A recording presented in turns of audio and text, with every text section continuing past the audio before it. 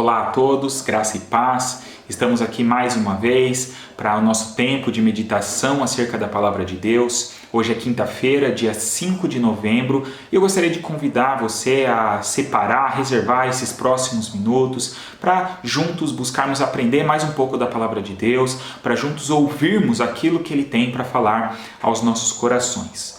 Nós estamos em uma série de estudos todas as quintas-feiras, sobre as bem-aventuranças. É uma parte de uma mensagem, uma pregação, um sermão muito conhecido de Jesus, que é o Sermão da Montanha. E nós já estamos então no quarto estudo. Na primeira semana nós fizemos uma introdução, na segunda semana nós falamos sobre bem-aventurados os humildes ou pobres de espírito. Na semana passada nós falamos sobre bem-aventurados os que choram e hoje nós vamos olhar para a terceira dessas bem-aventuranças listadas por Jesus. E o texto que nós vamos usar então de base está lá em Mateus capítulo 5, versículo 5, que diz o seguinte: Bem-aventurados os mansos, pois herdarão a terra. Nós precisamos, antes de mais nada, entender esse conceito, né? Afinal de contas, o que é ser manso? Essa palavra manso está relacionada ao conceito de mansidão. Nós não estamos tão acostumados a utilizar esse termo, especialmente no que diz respeito à nossa forma de agir ou a uma característica nossa. Nós até utilizamos o conceito de manso em algumas outras situações, mas não tanto relacionado a uma característica humana. E talvez, se nós fôssemos olhar assim em um senso mais comum, a gente pode ter então uma visão um pouco inadequada, um pouco distorcida. Talvez, num senso comum, alguém manso pode ser considerado alguém meio que sem personalidade, alguém fraco, talvez até alguém meio que covarde, alguém que não consegue se posicionar, alguém que aceita tudo e que, como falamos aqui, seja talvez alguém de certa maneira fraco. Mas a mansidão não significa isso. Eu achei um conceito interessante, uma definição interessante sobre a mansidão, que é, então, a capacidade de sofrer pacientemente as injustiças sem nutrir um sentimento de vingança. Então, a mansidão tem a ver com um autocontrole, com a capacidade de lidar de maneira adequada com as situações que acontecem na nossa vida.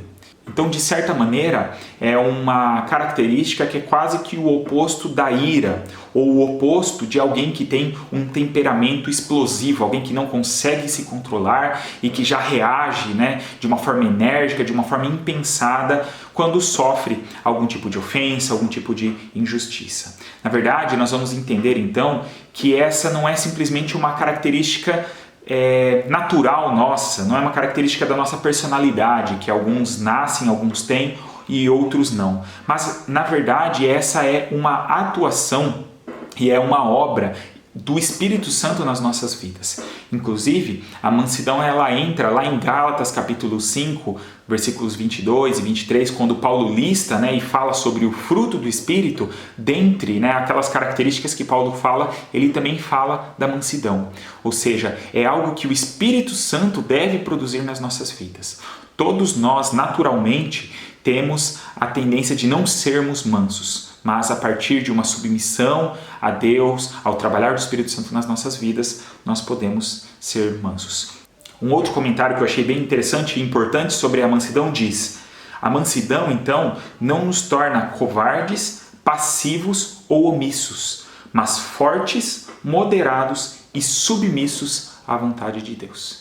E eu gostaria, então, de compartilhar alguns passos que eu acredito que nós deveríamos ter na nossa vida e buscar na nossa vida para que a gente pudesse então alcançar uma forma de agir, de viver mais mansa. Como falamos, a principal questão é a ação de Deus em nós. Nós não vamos conseguir fazer isso por conta própria.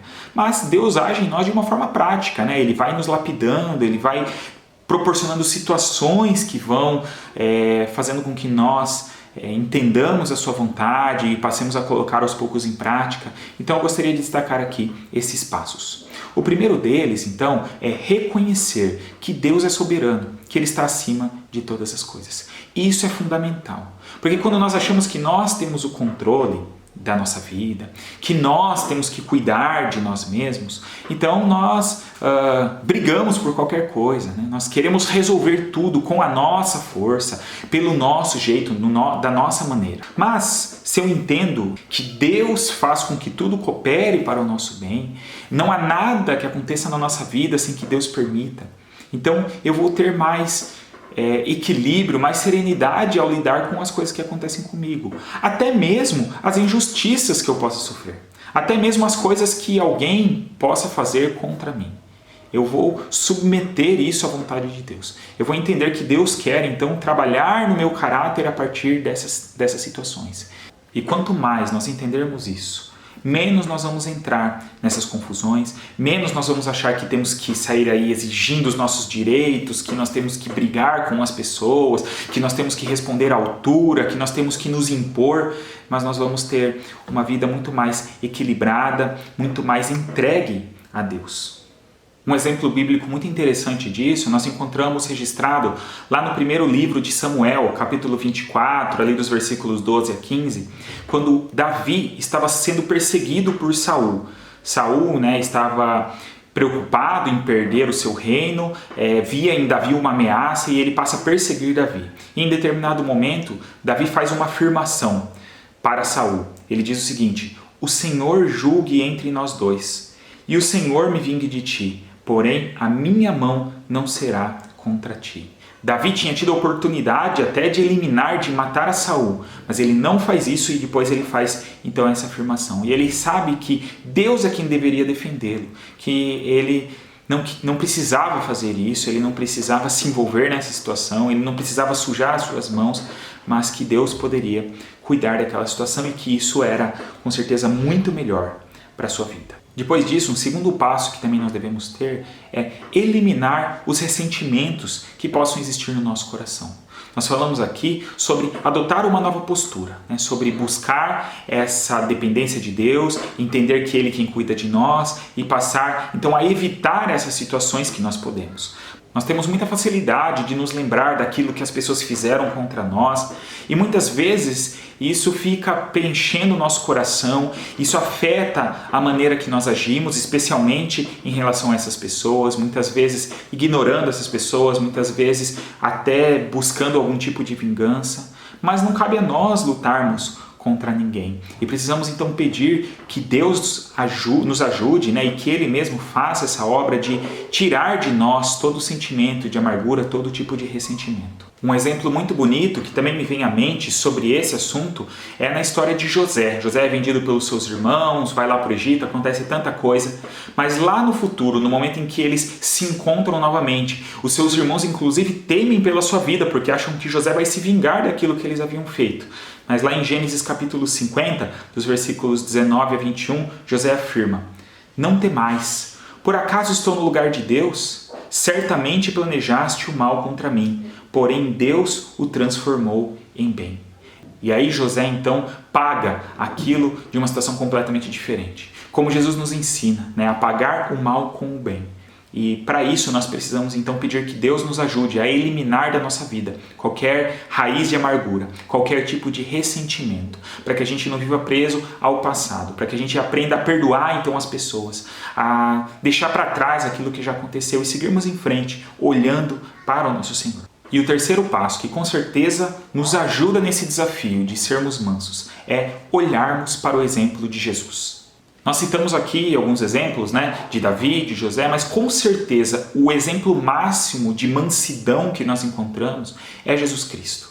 Jesus afirma sobre si mesmo que ele é manso, isso está lá em Mateus capítulo 11, mas Jesus também demonstra de uma forma muito prática a sua mansidão. E talvez o momento em que isso acontece de forma mais clara e mais extrema é no momento da sua crucificação. Nós vemos o relato, por exemplo, de Lucas no capítulo 23, versículos 33 e 34, que então ele é levado àquele lugar onde ele é crucificado, os criminosos também são colocados, um à sua direita, um à sua esquerda, mas o texto diz que Jesus, porém, dizia: "Pai, perdoa-lhes, pois não sabem o que fazem." Ele podia orar para Deus falando totalmente o contrário: "Pai, condene-os, que o Senhor faça eles pagarem por aquilo que eles estão fazendo." Mas ele pede que Deus inclusive os perdoasse. E nós temos então que aprender com Jesus. Jesus sofreu muitas coisas por amor a nós. Jesus sofreu a maior humilhação. E é Ele quem pede, é Ele quem nos orienta a que também sejamos mansos. Como eu já falei em algumas outras ocasiões, Deus não exige algo de nós que Ele mesmo já não tenha feito. Quando Jesus então fala que nós devemos ser mansos, é porque Ele mesmo é o maior exemplo de mansidão. Como temos falado todas as semanas, cada uma dessas bem-aventuranças vem acompanhada de uma bênção, de uma recompensa. E o dessa semana é: bem-aventurados os mansos, pois herdarão a terra. Nós podemos ter algumas interpretações diferentes sobre o significado disso.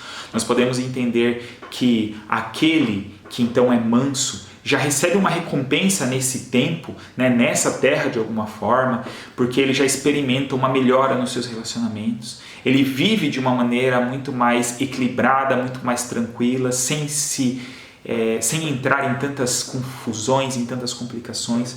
Mas essa promessa também aponta para uma nova realidade que Deus trará no futuro, após o desfecho da história, aqui nesse tempo presente. A Bíblia fala sobre novos céus e nova terra.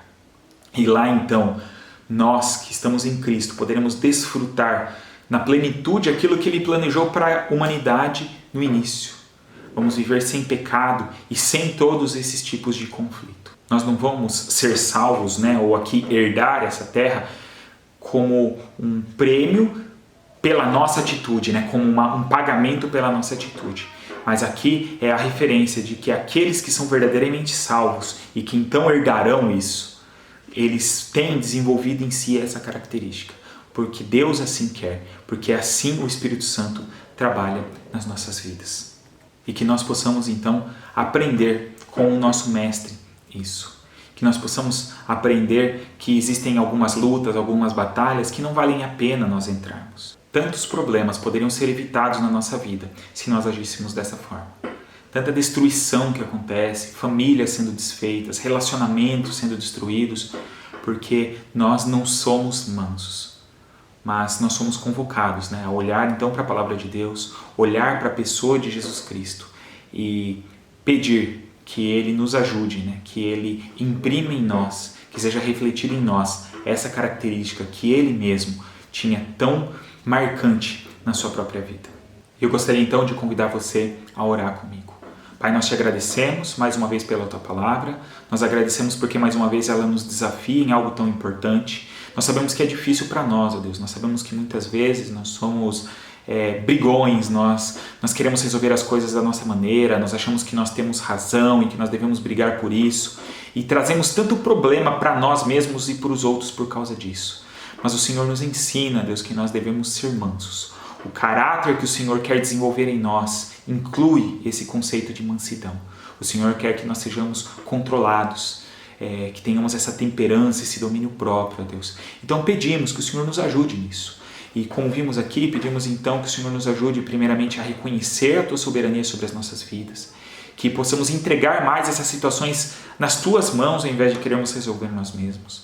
Nós pedimos que o Senhor também nos livre, ó Deus, dos ressentimentos que possamos carregar conosco. Ó Deus, tira do nosso coração tudo aquilo que nos atrapalha, tudo aquilo, ó Deus, que impede de termos um relacionamento saudável. E também, ó Deus, pedimos que nos momentos em que for mais difícil, o Senhor traga à nossa memória a pessoa de Jesus Cristo, aquilo que Ele passou por nós, ó Deus, e que possamos assim nos lembrar que devemos aprender com Ele, seguir a Ele, ó Deus, viver da maneira que Ele viveu e que o Senhor então possa operar isso nas nossas vidas. Pedimos que o Senhor fique conosco, que o Senhor continue nos abençoando, nos dirigindo. Peço a Tua bênção, ó Deus, sobre a vida, sobre a família de cada um que está conosco, orando neste momento. É o que nós te pedimos e agradecemos no nome do nosso Senhor Jesus. Amém. Que Deus nos ajude nesse grande desafio e que possamos assim glorificar o nome dEle. Que Deus abençoe a você e a sua família. Um grande abraço e até o próximo vídeo.